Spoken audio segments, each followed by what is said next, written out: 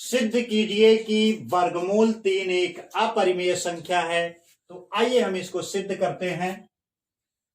सिद्ध करने के लिए सबसे पहले हम इसको मानेंगे कि वर्गमूल 3 एक परिमेय संख्या है।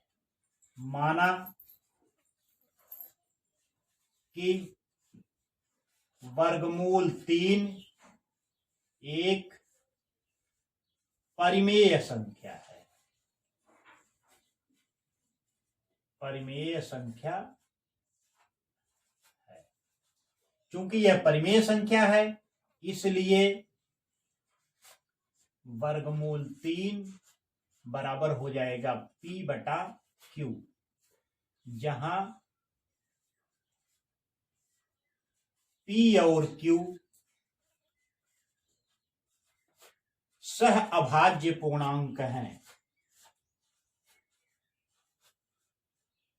सह अभाज्य पूर्णांक हैं और Q बराबर नॉट 0।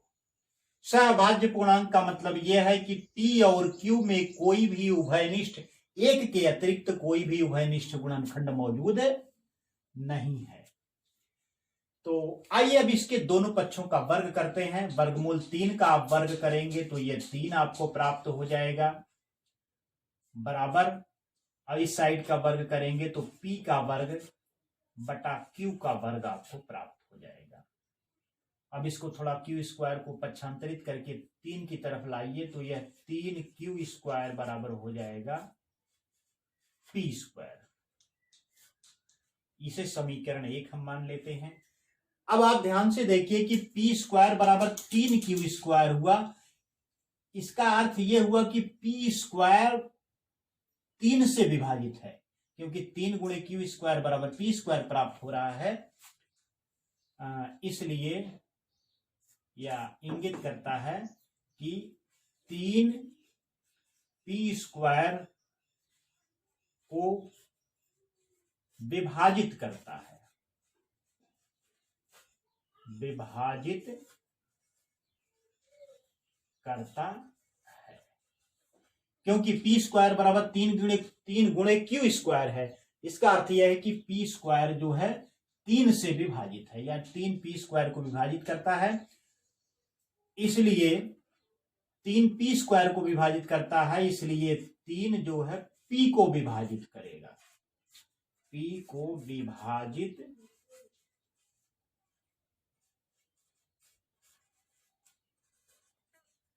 करेगा। ये हमारी प्रमेय कहती है कि अगर कोई संख्या किसी संख्या के वर्ग को विभाजित करती है तो वह संख्या उस संख्या को भी विभाजित करेगी। तो 3P को विभाजित करेगा, इसलिए P को हम मान सकते हैं P बराबर 3C, जहां C कोई पूर्णांक है। जहां C कोई पूर्णांक है।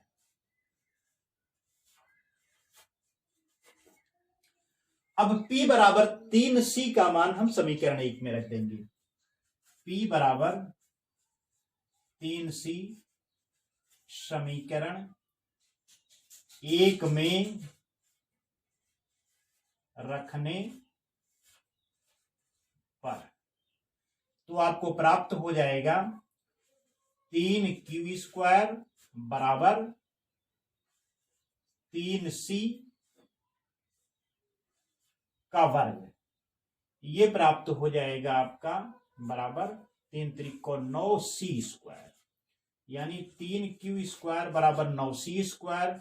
तो Q स्क्वायर बराबर हमको प्राप्त हो जाएगा, इधर से 3 जाएगा तो 9 में भाग करेगा तो ये प्राप्त हो जाएगा 3C स्क्वायर। 3 त्रिको 9 हो जाएगा। तो Q स्क्वायर बराबर 3C स्क्वायर प्राप्त हुआ, अर्थात 3 जो है Q स्क्वायर को विभाजित करेगा। अर्थात अर्थात ये समीकरण हमको बताता है कि क्यू स्क्वायर अगर 3 गुणे सी स्क्वायर है तो इसका अर्थ यह है कि क्यू स्क्वायर का एक गुणनखंड 3 है या 3 क्यू स्क्वायर को विभाजित करता है। 3 क्यू स्क्वायर को विभाजित करता है, विभाजित करता है। अब 3 क्यू स्क्वायर को विभाजित करता है तो यह 3 क्यू को भी विभाजित करेगा, इसलिए 3 क्यू को विभाजित करेगा। अब यहां पर आप देखिए कि 3 क्यू को विभाजित करेगा हमने प्राप्त किया, और यहां पे हमने प्राप्त किया था 3 पी को विभाजित करेगा, अर्थात 3 पी और क्यू दोनों को विभाजित करेगा। इसका अर्थ यह है कि 3 पी और क्यू में एक उभयनिष्ठ गुणनखंड है, और जबकि हमने अपनी कल्पना में माना था 3 एक परिमेय संख्या है जो पी बटा क्यू के रूप में है, जहां पी और क्यू सह अभाज्य पूर्णांक हैं, अर्थात इन दोनों के बीच कोई भी एक के अतिरिक्त कोई भी उभयनिष्ठ गुणनखंड नहीं है। लेकिन हम सिद्ध करने पे हमें प्राप्त हो रहा है कि 3 पी और क्यू दोनों में ही उभयनिष्ठ गुणनखंड है, जो कल्पना के विपरीत है। अतः 3 पी और क्यू का उभयनिष्ठ गुणनखंड है।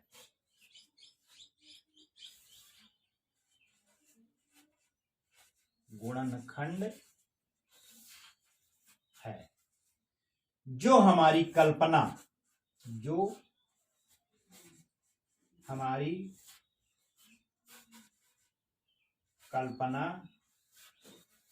के विपरीत है। कल्पना हमारी क्या थी? वर्गमूल 3 बराबर पी बटा क्यू, जहां पी और क्यू सहभाज्य पूर्णांक हैं, कोई भी उभयनिष्ठ गुणनखंड मौजूद नहीं है। लेकिन हमें यहां प्राप्त हो रहा है कि 3 पी और क्यू दोनों का ही उभयनिष्ठ गुणनखंड है, यानी जो हमारी कल्पना में विरोधाभास उत्पन्न हो रहा है यह हमारी कल्पना के विपरीत है। अतः वर्गमूल 3 एक अपरिमेय संख्या है, अपरिमेय संख्या है। यही हमको सिद्ध करना था, प्रूव्ड।